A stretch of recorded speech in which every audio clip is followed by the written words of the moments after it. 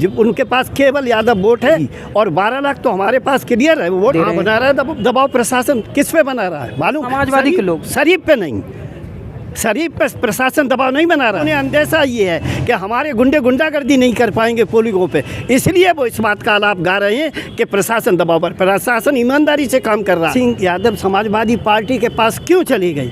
शिवपाल सिंह यादव चाहते थे कि भारतीय जनता पार्टी यहाँ चुनाव लड़ा दी।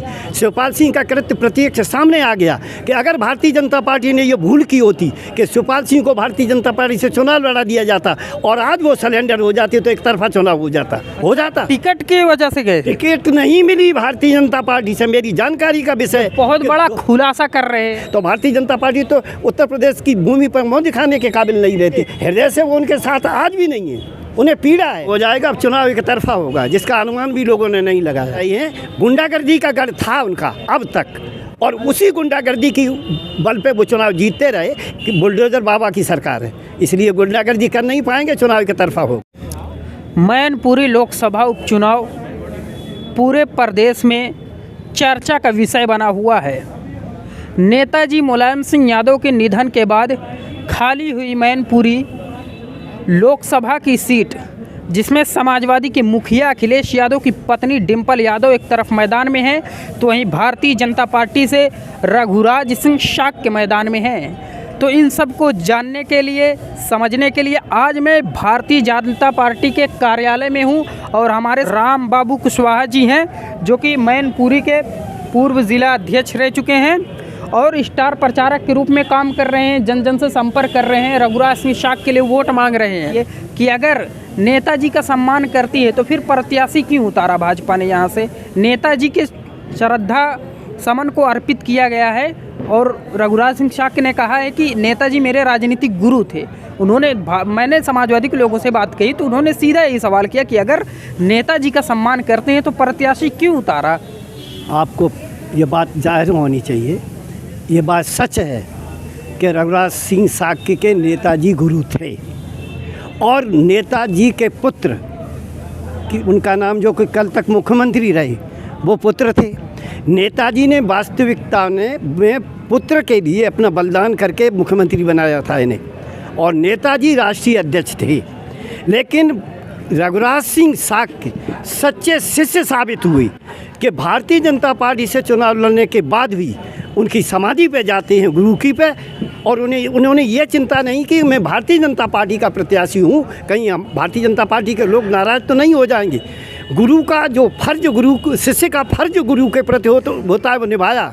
और अखिलेश और जिनकी पत्नी डिम्पल चुनाव लड़ रही हैं, आपको पता होना चाहिए कि नेताजी को अपमानित करने वाला अगर कोई पूरे उत्तर प्रदेश में शख्स है तो वो उनका पुत्र अखिलेश यादव है और उसी की पत्नी चुनाव लड़ रही हैं। मैं तो उनसे यादव समाज से भी कहना चाहता हूँ कि आप सबने टीवी के माध्यम से, प्रेस के माध्यम से, पेपर के माध्यम से वो दिन देखा होगा।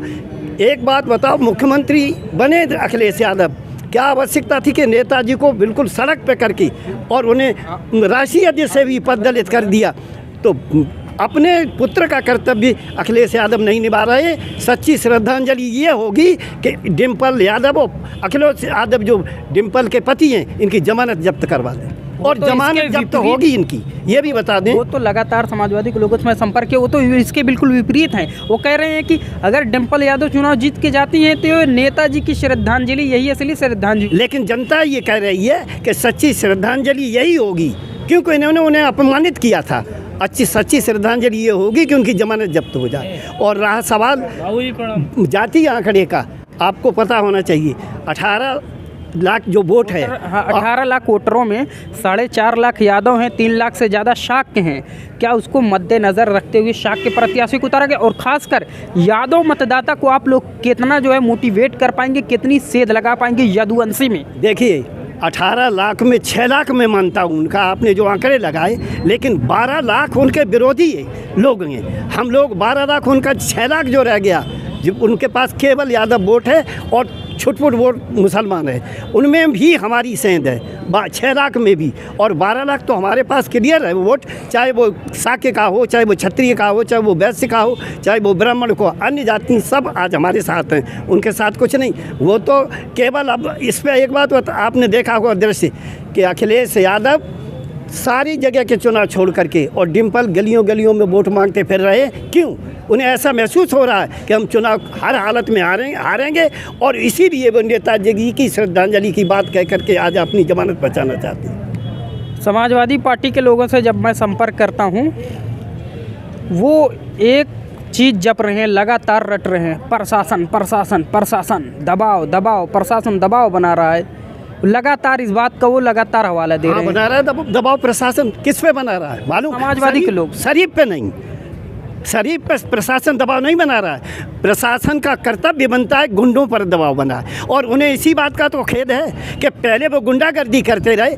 उत्तर प्रदेश में सरकार भारतीय जनता पार्टी की है और केंद्र में भी भारतीय जनता पार्टी। अब उन्हें अंदेशा ये है कि हमारे गुंडे गुंडागर्दी नहीं कर पाएंगे पोलिंगों पे, इसलिए वो इस बात का आलाप गा रहे हैं कि प्रशासन दबाव पर। प्रशासन ईमानदारी से काम कर रहा है, लेकिन ये प्रशासन का दायित्व तो बनता है कि पोलिंग पे डंपिंग ना होने दें, पोलिंग पे किसी भी प्रकार की अराजकता ना होने दें।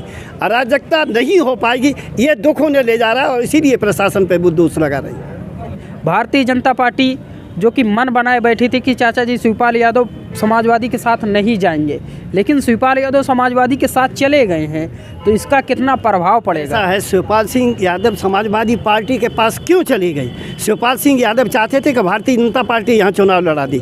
शिवपाल सिंह का कृत्य प्रत्यक्ष सामने आ गया कि अगर भारतीय जनता पार्टी ने ये भूल की होती कि शिवपाल सिंह को भारतीय जनता पार्टी से चुनाव लड़ा दिया जाता और आज वो सिलेंडर हो जाती तो एक तरफा चुनाव हो जाता। टिकट की वजह से गए? टिकट नहीं मिली भारतीय जनता पार्टी से, मेरी जानकारी का विषय। बहुत बड़ा खुलासा कर रहे हैं। 2 दिन तक बाबूराव दिल्ली में हमारे नेताओं के पास रहे, बड़ा खुलासा है, बड़ा खुलासा मांगते रहे, लेकिन भारतीय जनता पार्टी ने टिकट इसलिए नहीं दी क्योंकि उनका कृत्य ये सामने आ गया कि जब टिकट दे देते तो उसके बाद भी शिवपाल सिंह सिलेंडर हो जाते तो भारतीय जनता पार्टी तो उत्तर प्रदेश की भूमि पर मुँह दिखाने के काबिल नहीं रहती। भारतीय जनता पार्टी ने बहुत विवेक का हमारे नेताओं ने परिचय दिया जो शिवपाल सिंह यादव को टिकट नहीं दी। अब वो करते मरते क्या न करते, जबकि हृदय से वो उनके साथ आज भी नहीं है, उन्हें पीड़ा है। जबकि ये जो हमारा प्रत्याशी लड़ रहा है उनका दोस्त रहा है और इसे उन्होंने कहा भी कि हम तुम्हारा साथ देंगे, लेकिन वो धोखा मजबूरी में दे रहे हैं क्योंकि अब भारतीय जनता पार्टी ने प्राथमिकता नहीं दी तो वो अपना दुख मनाने के लिए वहाँ उनके साथ जुड़ के बैठी। उनका हृदय से वो आज भी उनके साथ नहीं है। मैंने समाजवादी साथ हैं तो शिवपाल सिंह को जोड़ा गया तो अखिलेश यादव उन्हें राष्ट्रीय अध्यक्ष की घोषणा कर देते कि हम राष्ट्रीय अध्यक्ष इन्हें बनाएंगे, लेकिन कोई घोषणा नहीं की है किसी भी तरह की, और ना आगे इन्हें कुछ मिलना है वहाँ, ये भी बता दें। आगे भी नहीं गए क्यों है इतना मन लगा के?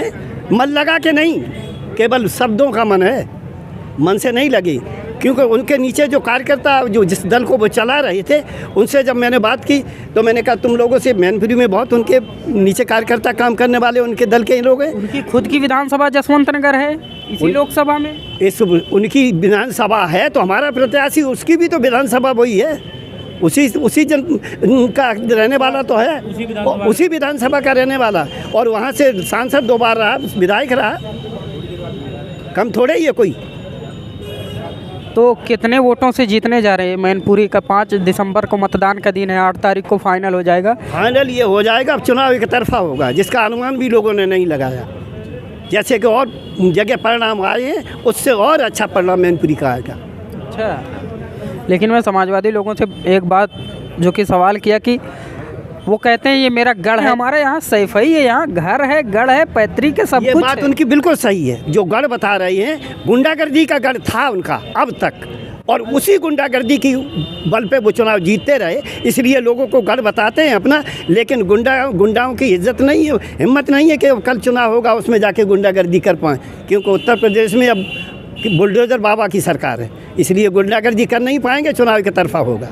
तो क्या मैनपुरी में भी इस बार कमल खिलेगा? कमल खिलेगा, बिल्कुल प्रत्यक्ष खिलेगा, और जिस तो ये तो इतिहास बनेगा। उम्मीद नहीं उससे ज़्यादा वोटों से जीत, ये तो इतिहास बनेगा, इतिहास बनेगा, बिल्कुल इतिहास बनेगा। तो ये थे हमारे साथ जो स्टार प्रचारक के रूप में काम कर रहे हैं, वो लगातार अपनी भावनाओं को व्यक्त करते हुए उन्होंने कहा है कि इस बार भी मैनपुरी में कमल खिले। और जो बड़ा आरोप लगाया शिवपाल सिंह यादव को लेकर कि उनको यहाँ से वो लगातार 2 दिन तक दिल्ली केंद्र में बैठे रहे, टिकट मांगते रहे, उनको टिकट नहीं मिला, कहा गया, इसीलिए वो जो है आज समाजवादी पार्टी में जा चुके हैं।